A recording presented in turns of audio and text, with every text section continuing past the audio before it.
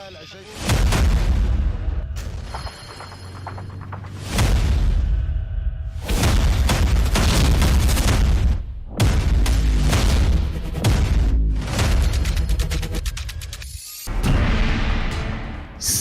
के नए बगदादी का काफिला लगातार आगे बढ़ रहा है। सीरिया की सेना 3 सूबे हार चुकी है। सवाल है कि दमिश्क कब तक बचा पाएंगे बशर अल असद?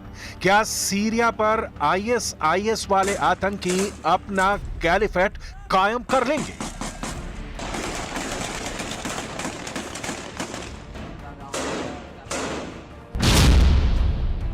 तो जवाब ईरान से आया है कि सीरिया की खातिर मरते दम तक लड़ा जाएगा। खामेनेई का मैसेज है, सीरिया को आतंकियों के हवाले नहीं होने देंगे। जिस तरह 2017 में आईएसआईएस और अल कायदा को हराया, उसी तरह 2024 या 2025 में आईएसआईएस और अल कायदा को खत्म कर देंगे। और इसके लिए ईरान अपनाएगा सुलेमानी फॉर्मूला, वही फॉर्मूला जिसने 2016 में आईएसआईएस को पुतिन के साथ मिलकर सीरिया में हरा दिया था। 23 फरवरी 2016 का यह वीडियो देखिए। ईरान के सर्वोच्च नेता अली खामेनेई सीरिया में लड़ने वाले एक कमांडर की पोती को अपना कैफिए दिया। इसे सीरिया को लेकर एक बड़ा सिग्नल माना गया। साल 2017 में आईएसआईएस सीरिया में हार गया। अब 6 दिसंबर 2024 का यह वीडियो देखिए। ईरान के सर्वोच्च नेता अली खामेनेई ने ठीक यही बात दोहराई जब भीड़ में सीरिया का यह शख्स खामेनेई का कैफिए मांगने लगा। खामेनेई का उस पर ध्यान गया और खामेनेई ने फौरन उसकी मुराद पूरी की। उन्होंने आसपास लोगों से कहा कि उनका कैफिए उतारकर उस शख्स को दे दिया जाए। कैफिए एक कपड़ा या कहें कि स्कार्फ होता है जो इजरायल के विरोध का प्रतीक और फिलिस्तीन के समर्थन की बड़ी निशानी माना जाता है। क्या सीरिया के शख्स को अपना कैफिए देना खामनेई का बहुत ही खतरनाक सिग्नल है? क्या कैफिए देकर खामनेई ने सीरिया को जिताने वाली कसम पूरी करनी शुरू कर दी है? आईएसआईएस का आतंकी जुलानी, जो अब एचटीएस यानी हयात तहरीर अल शाम का कमांडर बना बैठा है, उसको हराने के लिए ईरान अब सीरिया में अपनी ताकत झोंकने जा रहा है। ईरान जानता है कि सीरिया अगर आईएसआईएस और अल कायदा से जुड़े आतंकियों का अड्डा बन गया तो उनका अगला टारगेट लेबनान में हिजबुल्लाह होगा, जो इजरायल का सबसे बड़ा दुश्मन है। इसलिए अब ईरान सीरिया में बशर अल असद की सरकार को बचाने के लिए हर वो मुमकिन कदम उठाएगा जो वो कर सकता है। جمهوری اسلامی ایران همیشه از سوریه حمایت کرده و خواهد کرد با تمام قوا و با هر آنچه که نیاز باشه و دولت سوریه از ما درخواست بکنه. अबू जुलानी और उसके 15,000 आतंकियों को रोकना इस वक्त बशर अल असद सरकार के लिए बड़ा चैलेंज बन चुका है, या कहें कि अब फर्क सिर्फ जिंदगी और मौत के बीच का है। अगर हयात तहरीर अल शाम के आतंकी दमिश्क की तरफ बढ़े तो समझ लीजिए कि बशर अल असद को अपनी राजधानी छोड़कर जाना होगा, नहीं तो उनका बचना मुश्किल है। और ये बात ईरान बहुत अच्छी तरह से जानता है, जो सीरिया का सबसे पक्का दोस्त माना जाता है। यही वजह है कि खामेनेई ने 2016 वाला कैफिए मैसेज अब 2024 में दिया है। ईरान अब कितनी गुना ताकत से सीरिया में आईएसआईएस और अल कायदा से लड़ेगा, वो तेवर ईरान के सुप्रीम लीडर ने अपना कैफिए देकर दिखा दिया है। सीरिया के मौजूदा हालात कैसे पूरे पश्चिम एशिया को जला सकते हैं और यह युद्ध कैसे सीरिया से निकलकर आसपास फैल सकता है, इसकी बहुत साफ साफ वार्निंग ईरान ने दे दी है। और इसमें सबसे बड़ी चेतावनी तुर्की के राष्ट्रपति एर्दोआन के लिए है, जिन्हें सीरिया के इस संकट का स्क्रिप्ट राइटर माना जा रहा है। اگر سوریه مأمن تروریست ها بشه با بازگشت داعش و دیگر گروه های تروریستی تهدید بزرگی رو برای منطقه ایجاد خواهد کرد و این تهدید حتما به سوریه محدود نخواهد ماند و به کشورهای همسایه سوریه مثل عراق، اردن و ترکیه تسری پیدا خواهد کرد. ईरान ने कहा है कि सीरिया का युद्ध अगर नहीं रुका और आतंकियों को नहीं हराया गया तो सीरिया का हर पड़ोसी जलेगा। इसमें इराक भी शामिल होगा, इसमें जॉर्डन और तुर्की भी जलेंगे, क्योंकि आईएसआईएस वाले आतंकवाद की चपेट में सब आएंगे।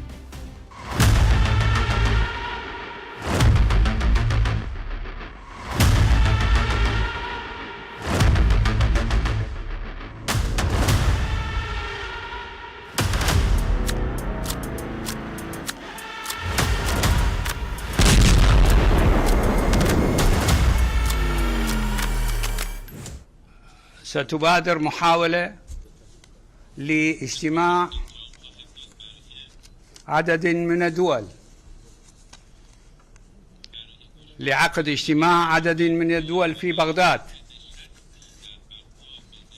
لمناقشة الموضوع السوري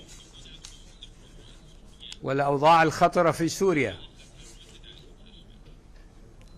وسوف نقوم باتصالات دبلوماسية في سبيل الوصول إلى تفاهمات مع ممثلي هذه الدول. सीरिया में जो आतंकी संगठन एचटीएस इस वक्त कैंसर की तरफ फैल रहा है, उसका हयात तहरीर अल शाम कितना खतरनाक है, इसका वीडियो देखिए, जो कमजोर दिल वालों के लिए तो बिल्कुल नहीं है। 2015 में इसी के आतंकियों ने सीरिया के इस सैनिक को होम्स में एक टैंक से रौंद डाला था। इसके आगे का वीडियो हम आपको नहीं दिखा सकते। گروه‌های تحریر الشام، جبهت النصره و بقیه‌ای که در سوریه مشغول جنگ با دولت سوریه هستند توسط سازمان ملل به عنوان تروریست شناسایی شدند. بنابراین این یک وظیفه بین‌المللی هست که با این تروریسم در سوریه مقابله بشه. ائتلاف بین‌المللی علیه تروریسم نباید تفکیک قائل بشه بین تروریست‌ها. इसी आतंकवाद को 2011 से 2017 तक चले युद्ध में हरा दिया गया था और उस युद्ध में जीत का सबसे बड़ा नायक ईरान के कुद्स फोर्स के commander major general Qasem Soleimani को माना गया। तब रिपोर्ट्स थी कि जब बशर अल असद की उम्मीद खत्म हो चुकी थी, तब ईरान की तरफ से जनरल कासिम सुलेमानी मॉस्को जाकर व्लादिमीर पुतिन से मिले और उन्हें इस बात पर राजी किया कि रूस अपनी वायुसेना की मदद दे, क्योंकि कासिम सुलेमानी के प्लान के मुताबिक आईएसआईएस और अल कायदा को हराया जा सकता है। सुलेमानी का प्लान देखकर पुतिन राजी हो गए और अपनी एयरफोर्स को सीरिया रवाना कर दिया।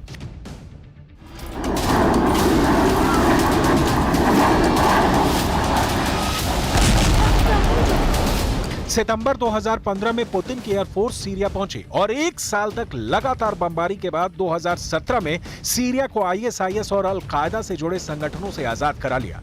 तब उन आतंकियों को तुर्की के बॉर्डर तक खदेड़ डाला गया था। बशर अल असद की वायुसेना ने रूस के साथ मिलकर ऐसी बमबारी की थी जिसमें रहम की मात्रा 0% थी और इस वजह से रिहायशी इलाकों पर हुई बमबारी में काफी लोग भी मारे गए थे। पुतिन ने एक बार फिर अपनी एयरफोर्स को बमबारी की 100% आजादी दे दी है। पुतिन का इरादा साफ है, वो सीरिया के कब्जे वाले इलाकों को किसी भी कीमत पर फिर आतंकवादियों से आजाद कराना चाहते हैं। पुतिन के मिशन सीरिया के टारगेट पर इस बार हयात तहरीर अल शाम से ज्यादा तुर्की के राष्ट्रपति एर्दोआन है और पुतिन अपने दुश्मनों को बख्शते नहीं है। इसकी वो तसल्ली बख्श गारंटी हमेशा देते रहे हैं। सीरिया में अल कायदा के आतंकी अमेरिका में बनी इस anti tank missile BGM 2 fire कर रहे हैं। ये मिसाइल तुर्की के रास्ते इन आतंकियों तक पहुंची है। अब नया खतरा यह है कि सीरिया का नया युद्ध ऐसी जंग होने जा रही है जिसमें एंटी टैंक मिसाइल से लेकर बैलिस्टिक मिसाइल वाला हमला भी देखने को मिल सकता है, क्योंकि पुतिन और खामनेई सीरिया के राष्ट्रपति बशर अल असद की सरकार को बचाने में कोई कोर-कसर नहीं छोड़ेंगे। The Syrian armed opposition, including HTS, has essentially been fighting a static war for the last 5 years. And the Syrian government has occasionally bombed or launched very small-scale incursions into these remaining armed opposition controlled areas, but there hasn't been fighting of this scale. आतंकी गुट HTS यानी हयात तहरीर अल शाम को Syria का वो cancer माना गया है जिसकी शुरुआत उत्तरी सीरिया में हुई और इसको पैदा करने में तुर्की की बड़ी भूमिका रही है। हथियारों से लेकर ट्रेनिंग और लड़ाकों से लेकर तकनीक तक सब एर्दोआन की फौज ने सप्लाई की है।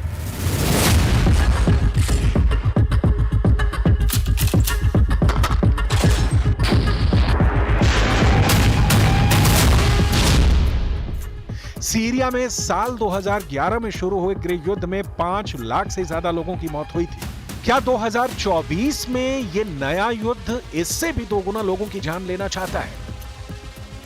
पुतिन भी जानते हैं कि HTS ने एक बार फिर तुर्की की तरफ से आ रही मदद के बलबूते सीरिया को युद्ध में झोंक दिया है। अलेप्पो से हमा की सड़कों तक जो भी वीडियो आ रहे हैं वो सीरिया के साथ कई देशों में दहशत पैदा कर रहे हैं। सबको लग रहा है कि सीरिया में ISIS वाला वो दौर फिर लौटने वाला है। इस बार बदलाव के लिए वो HTS नाम लेकर सामने आया है। HTS सिर्फ एक नया नाम है। इससे पहले इस आतंकी गुट को नुसरा फ्रंट और जबहात अल नुसरा के नाम से जाना जाता रहा है। आतंकवादी संगठन HTS का मौजूदा प्रमुख अबू मोहम्मद अल जूलानी ISIS और अल कायदा का कुख्यात आतंकी रहा है, लेकिन बाद में उसने HTS में शामिल होकर असद सरकार के खिलाफ लड़ाई शुरू कर दी। बिस्मिल्लाहिर्रहमानिर्रहीम उबश्शिरुकुम इख्वानी अन इख्वानुकुम मुजाहिदून अल-थुवार क़द बदअू बिद्दुखूल इला मदीनत हमा लितطهير ذاك الجرح الذي استمر في سوريا لمدة 40 عاما أسأل الله عز وجل أن يكون فتحا لا ثأر فيه بل فتحا كله رحمة ومودة والحمد لله رب العالمين। लेबनान और गाजा में लड़ाई की वजह से ईरान भी काफी दबाव में है और सीरिया की सेना भी पिछले कुछ सालों में कमजोर पड़ी है। ईरान की सेना लेबनान में हिजबुल्लाह को जो हथियार सप्लाई करती रही है उसका रास्ता सीरिया होते हुए जाता है। अगर ये सप्लाई लाइन कट जाती है तो सबसे बड़ा फायदा इजरायल को होगा। यही खामनेई का सबसे बड़ा खौफ कहा जा सकता है।